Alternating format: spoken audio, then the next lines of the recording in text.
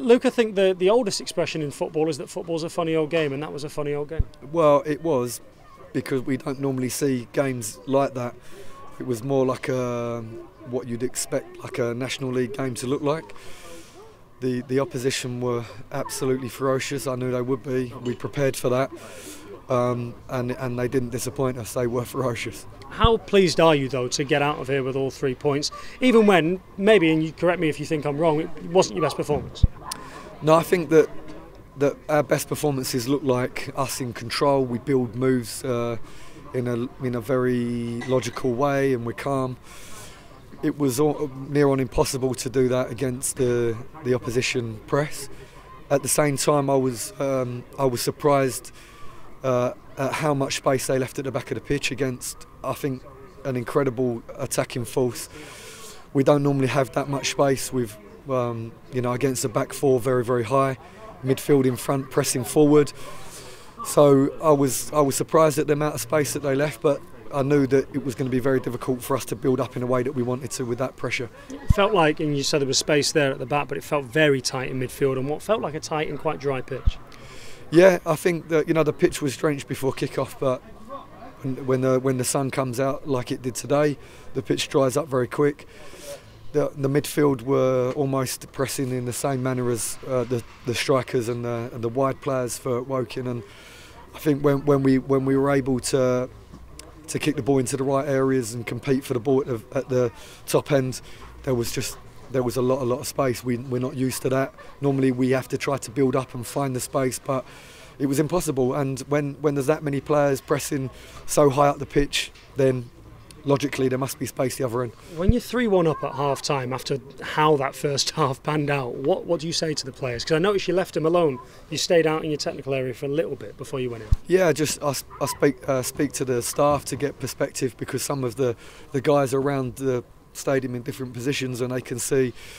And I think that the big thing that we all felt was that they pressed so incredibly well, but they left huge spaces. If they pressed very hard to the right, they left a huge space on the left. If they pressed forward with a lot of players, they left space at the back. And we were all seeing the same thing, so it was maybe we don't need to be too proud and try to build up and give them an opportunity to take the ball off us in the middle of the pitch, try to play from one side of the pitch to the other, try to play direct more than we normally do, and of course the goals were there. For Cedwyn Scott's first goal, Langstaff I think tries to nick it at the back post. We'll do our own dubious goals committee. Is that Cedwyn Scott's goal or is it Macaulay Langstaff's? There doesn't seem to be any dispute that it's Cedwyn's goal. I think that Mac had done everything he could to try to push it beyond, but I think it needed the touch from Cedwyn to go in. How important is it that he scored 4 already this season, but great to have 2 strikers that are scoring goals, I guess. Yeah, brilliant. Both of them, we knew from the beginning, they have that mentality that is the hardest thing to take the opportunities when they come, and they're both guys are proving that they can do it at this level as well. This had all the potential to be kind of an after the Lord Mayor's show type thing, a really long week, but to cap it with 9 points from this week, how pleased are you with that? I'm so pleased because the games were all very different and they gave us different challenges. We were correct as a group of staff. We were correct about how we felt the games would look in terms of what we thought the opposition would do. So we were able then to prepare the team in the correct way, but of course with all the preparation in the world is nothing if the players cannot fulfil the role, and they fulfilled the role in each game. Incredible.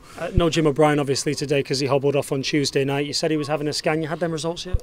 Yeah, it's probably better than we hoped, better than we could have hoped for. So now we just need to be really accurate with the work, and Jim will give everything, and he already is, to make sure he's back in the correct time. So we're positive about that. Was it a hip injury or his thigh in the end? Yeah, it's at the very top of the thigh. There is a small tear, but we can recover Jim in a good, decent amount of time. And that is roughly 6 weeks, 4 weeks of, if everything is incredible, 6 weeks will be normal. Got you. Finally, I think I'm right in saying that your mum and dad were here today. Nobody wants to lose in front of the mum and dad, whether you're 4 or 40. So how does that make it like extra sweet for you?